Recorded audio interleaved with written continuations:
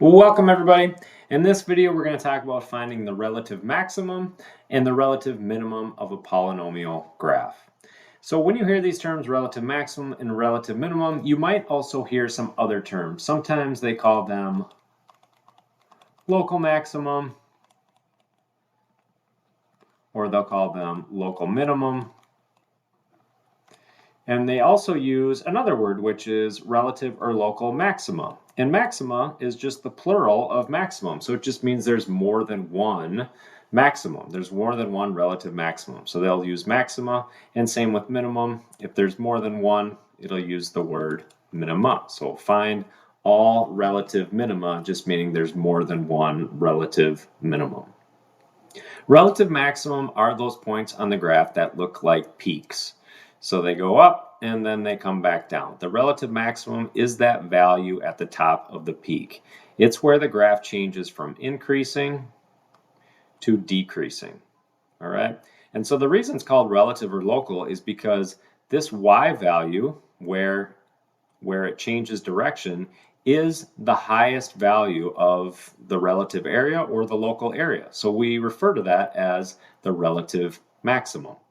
The relative minimum is just the opposite. So, and now it's a valley, and the minimum is just this bottom part. It's where the graph changes from decreasing to increasing.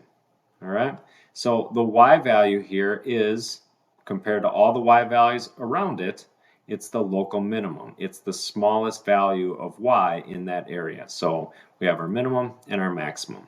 We do have to be careful though with the way questions are asked. We can give two different values of the maximum and minimum. We can have the location, which is x. So x is typically the location of the max and min, and the f of x is the value. All right, so that's typically the value of the relative maximum or minimum. And f of x, of course, is the same as the y. So y is the value. So x is the location and y is the actual value of the maximum or the minimum. So let's look at our polynomial graph here. You can see that we have this peak right here. It goes up and then it comes back down. And our relative maximum here is the point at the top where this graph changes direction, where it changes from increasing to decreasing. And we can see that it's located at the point where x is 1 and y is 5. So it's at the point 1, 5.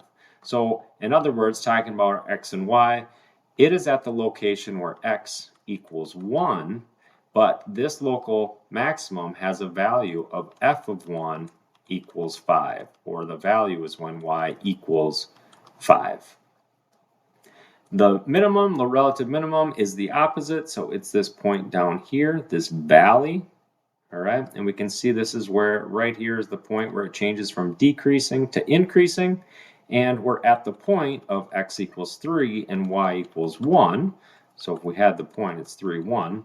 So again, talking about x or our f of x, it's at the location of x equals 3, but our value of it is at f of 3 equals 1, or when y equals 1. Because 1 is the smallest value of y compared to the relative or the local points around it. All right, so just be careful when you're asked to find these local maximum or minimum, exactly what they're asking for. Are they looking for the x value, or are they looking for the y value? And that's relative maximum and minimum.